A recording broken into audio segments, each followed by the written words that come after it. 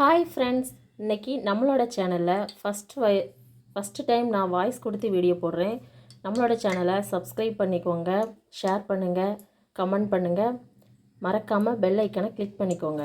இன்றைக்கி நம்மளோட சேனலில் ஃபஸ்ட்டு வீடியோவாக என்ன பார்க்க போகிறோன்னா, கேரட் சட்னி எப்படி வைக்கலான்னு பார்க்க போகிறோம். நிறைய வீடியோ பார்த்துருப்பீங்க, இருந்தாலும் என்னோடய ஸ்டைலில் நான் எப்படி கேரட் சட்னி வைக்கிறேன்னு பாருங்கள். ஓகேவா? ஃபஸ்ட்டு பேன் வச்சாச்சு, அப்புறம் ஆயில் ஊற்றியாச்சு, அடுப்பு ஆனில் இருக்குது. இப்போ ஃபஸ்ட்டு நம்ம கடலைப்பருப்பு போட்டுக்கலாம்.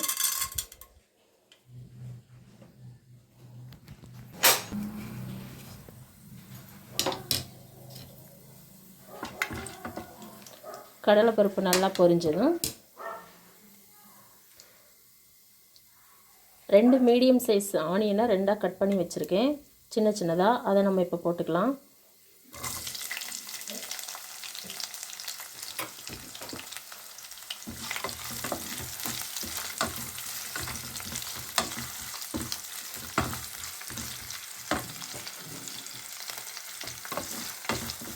போட்டு நல்லா கிண்டி விட்டு, வெங்காயம் நல்லா இப்படி கண்ணாடி பதத்துக்கு நல்லா வதங்கி வரட்டும்.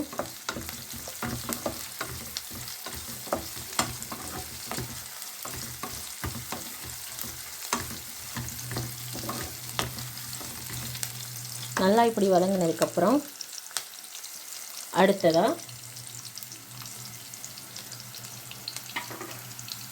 நான் ஒரு 7 பல் பூண்டு எடுத்திருக்கேன். உங்களுக்கு நீங்கள் பெரிய சைஸாக இருந்தால் ஒரு 3 பல் போதும். நான் சின்ன சைஸுங்கிறதுனால அதிகமாக சேர்த்துருக்கேன். போட்டு நல்லா இப்படி கிண்டி விடுங்க.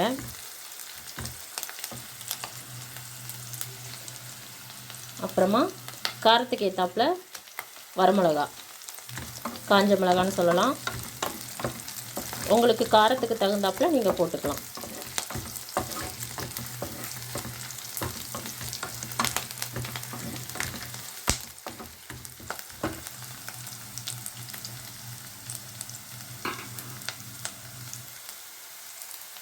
அப்புறமா 2 தக்காளி நான் கட் பண்ணி வச்சுருக்கேன்.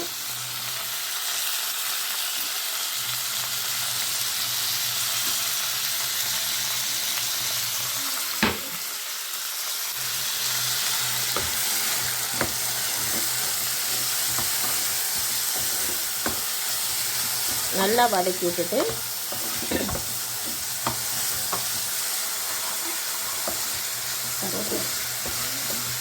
கருவேப்பிலை நல்லா கிண்டி விட்டுக்கோங்க.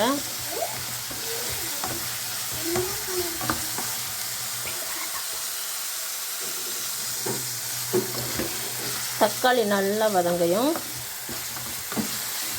நல்லா இல்லை, ஓரளவுக்கு வதங்கினா போதும். வதங்கினதுக்கப்புறமா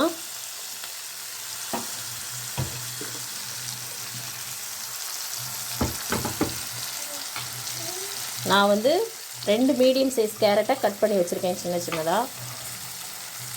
அதை நம்ம இப்போ போட்டுக்கலாம்.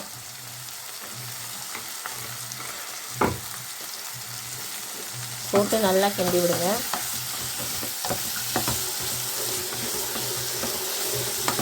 கேரட் நல்லா வதங்கி வரட்டும். நல்லா கிண்டி விட்டுக்கிட்டே இருங்க.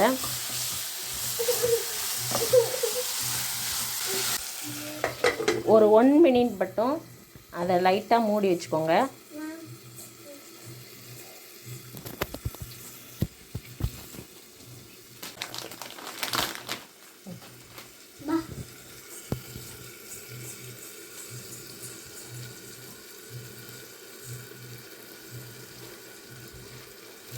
ஒன் மினிட் ஆயிடுச்சு. இப்போ எடுத்து நல்லா கிண்டி விட்டு,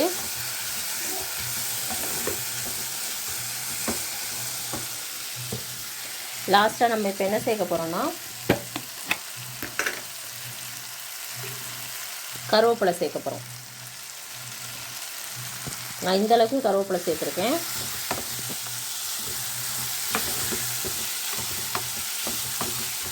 உங்களுக்கு கருவேப்பிலை வேணும்னா சேர்த்துக்கலாம், இல்லைன்னா ஸ்கிப் பண்ணிக்கலாம்.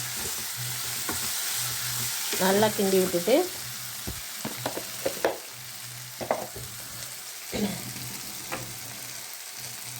லாஸ்ட்டாக நம்ம இப்போ வந்து உப்பு சேர்த்து கிளறிட்டுக்கலாம். தேவையான அளவு போட்டுக்கோங்க.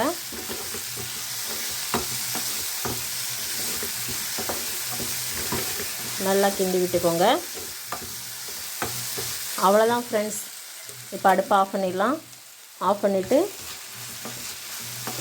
இந்த சட்னி ஆறையும் நம்ம அரைச்சி எடுத்துக்கலாம். ஓகே ஃப்ரெண்ட்ஸ், நம்ம அப்போமே நம்ம வதக்கி எடுத்தோம் இல்லையா, அதை வந்து மிக்ஸி ஜாரில் சேர்த்தாச்சு. அப்போமே நம்ம வதக்கி எடுத்தோம் இல்லையா, அதை வந்து மிக்ஸி ஜாரில் சேர்த்தாச்சு. இப்போ வந்து ஆறுனதுக்கப்புறம் மிக்ஸியில் அரைச்சி நம்ம எடுத்துகிட்டு வந்துடலாம். அவ்வளோதான் ஃப்ரெண்ட்ஸ், நம்ம அரைச்சி எடுத்துகிட்டு வந்தாச்சு. இதில் வந்து நீங்கள் தாளிப்பை விடன்னா விட்டுக்கோங்க, ஆனால் நான் தாளிக்க மாட்டேன். இதுவே டேஸ்ட் நல்லா தான் இருக்கும். அப்படியே